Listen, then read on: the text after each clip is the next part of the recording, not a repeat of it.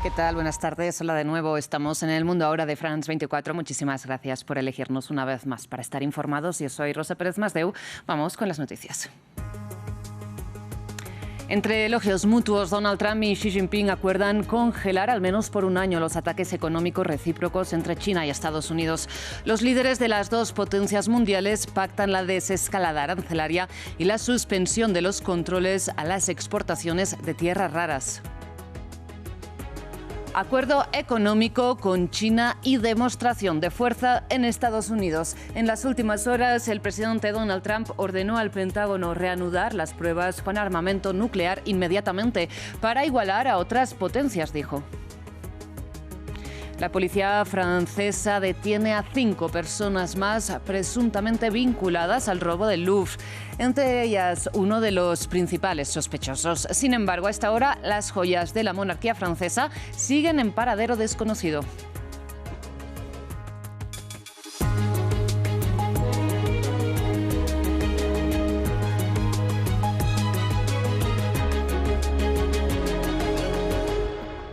Iniciamos las noticias en Corea del Sur, que ha sido, como saben, el escenario de la cita diplomática más importante del año, el encuentro entre Donald Trump y Xi Jinping.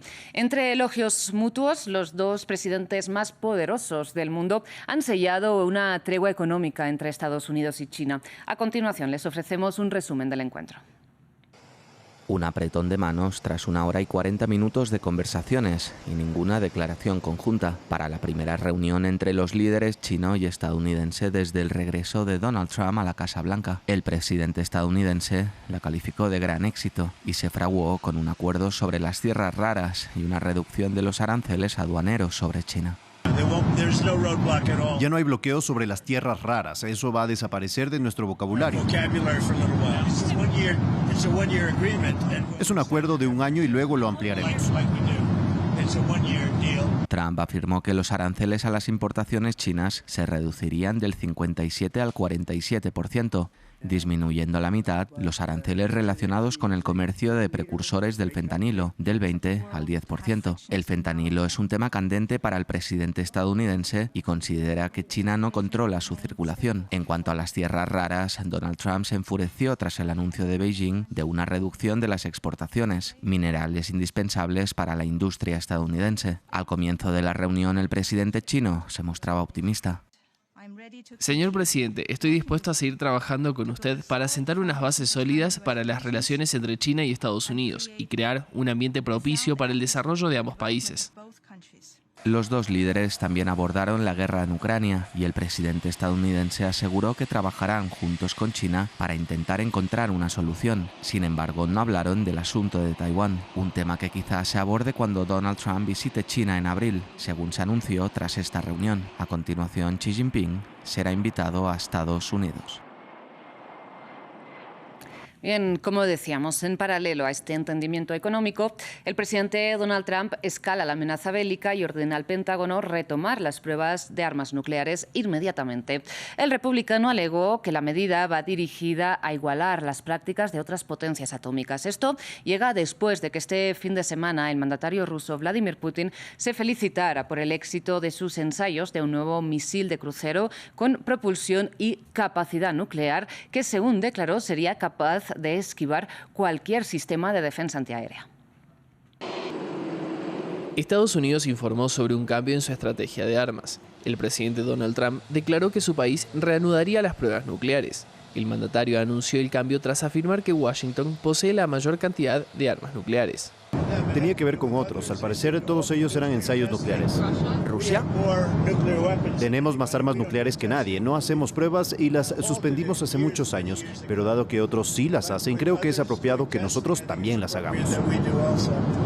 Pero según los institutos y asociaciones de control de armamento, Rusia posee más armas de este tipo. Trump parece estar confundiendo las pruebas de misiles nucleares capaces de transportar una ojiva nuclear que Estados Unidos y otras potencias realizan regularmente con las pruebas de explosión de ojivas nucleares, que Estados Unidos no ha realizado desde 1992, ni ningún otro país desde la década de 1990. Esta medida se produce después de que el presidente ruso Vladimir Putin anunció el éxito de las pruebas de 2 nuevas armas nucleares durante una visita a soldados el miércoles. Según el Kremlin, el misil Burevestnik de ultra largo alcance es capaz de viajar durante 15 horas y más de 14.000 kilómetros.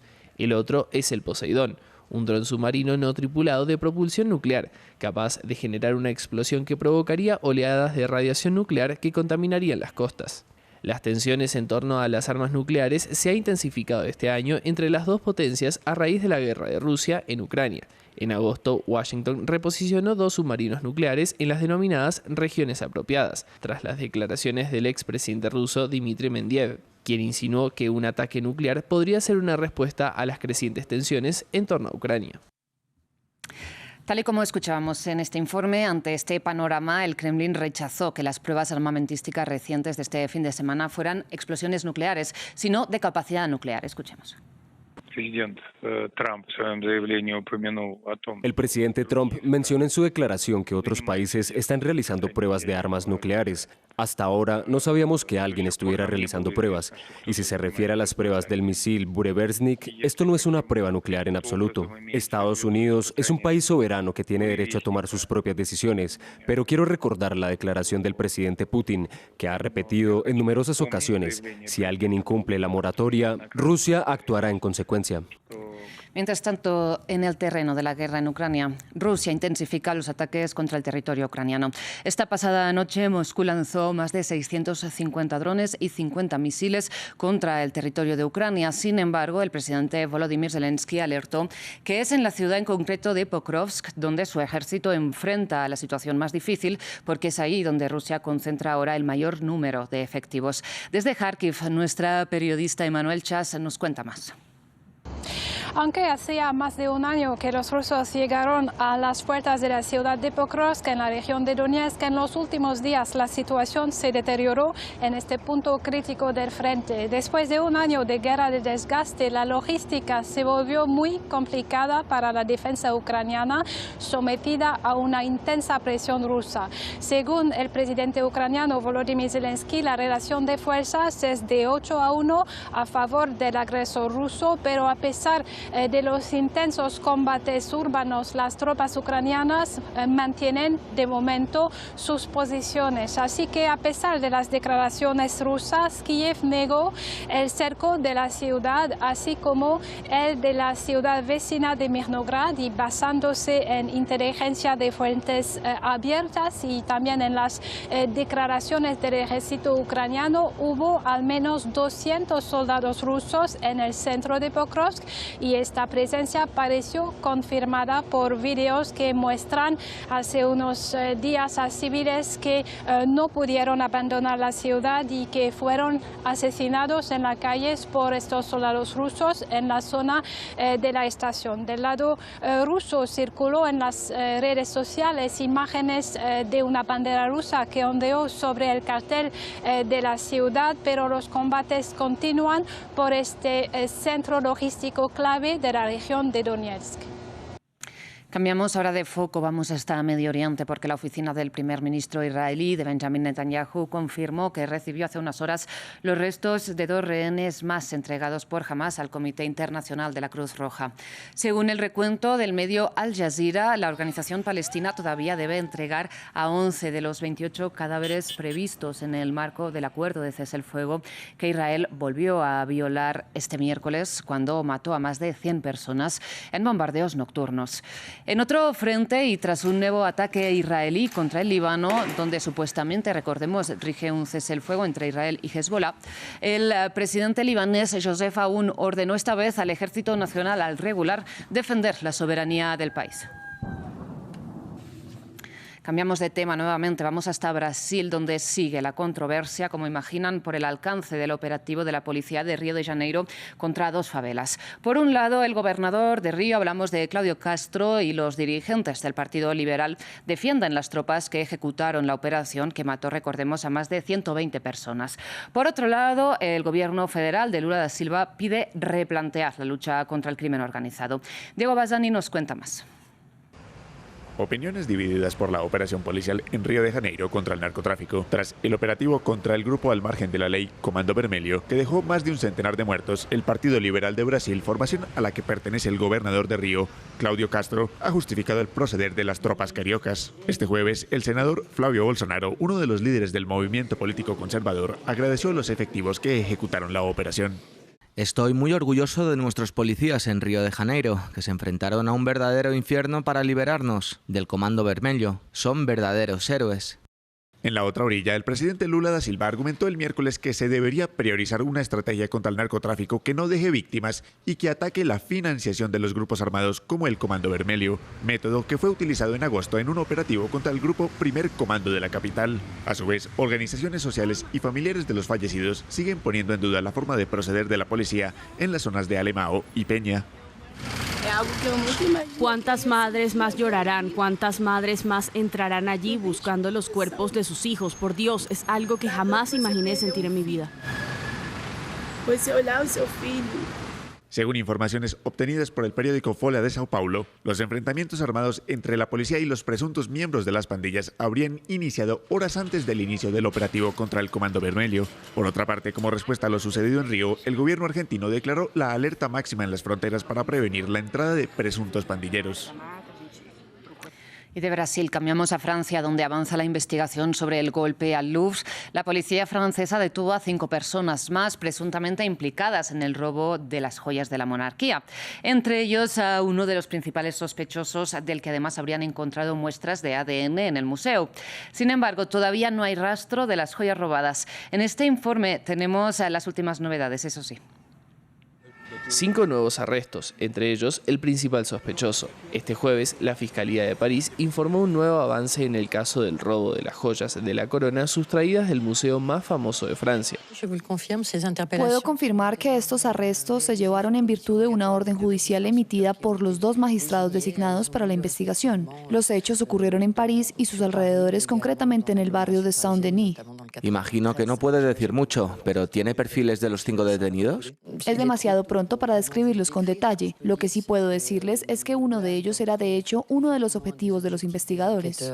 Laura Bacchiu confirmó que las joyas preciosas, valuadas en más de 100 millones de dólares, no fueron recuperadas durante la operación y siguen aún desaparecidas. El miércoles, antes de estas nuevas detenciones, la fiscal también ofreció más detalles sobre la investigación en curso. No descartamos la posibilidad de que exista un grupo más grande con un cabecilla o incluso un destinatario con las joyas robadas.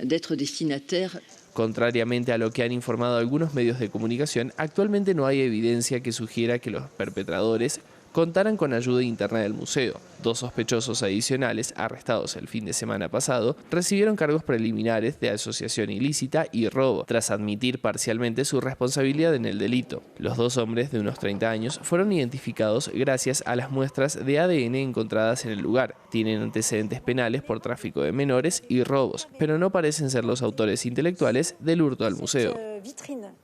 Bien, y para el cierre, fútbol, porque hoy día 30 de octubre, el astro argentino, hablamos de Diego Armando Maradona, no hay duda, cumpliría 65 años. Un aniversario que propició en Argentina la denominada Navidad maradoniana. El mundo y en especial la ciudad de Nápoles rindieron homenaje al Eterno 10. Veamos. El 30 de octubre es Navidad en Argentina y las calles de Nápoles han querido sumarse a la festividad, paseando al Pelusa en el día en que el astro cumpliría 65 años. El homenaje de la ciudad que representó su segundo hogar. Diego no ha muerto, su cuerpo murió, pero su alma vive dentro de nosotros, los napolitanos. Llevo años celebrando el cumpleaños de Diego. Diego siempre está presente y lo más bonito es que Diego pertenece al pueblo. Las calles no eran ajenas al paseo del Eterno 10.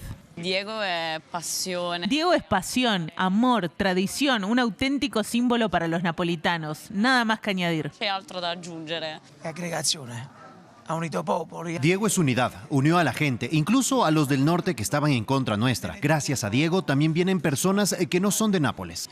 Popoli que non fanno parte di Napoli. Homenajes que en Argentina se viralizaron en redes sociales, desde sus hijas, pasando por su querido Boca Juniors o por personalidades del fútbol. Incluso su apodo, el de Dios, tiene explicación en una de sus iglesias. En esta de México le veneraban y recordaban, porque la fiebre del Diego ya no se extiende. Se adueñó del mundo entero mientras sigue entre los mortales. Muchas gracias por su atención. Hasta aquí las noticias. Enseguida regresamos.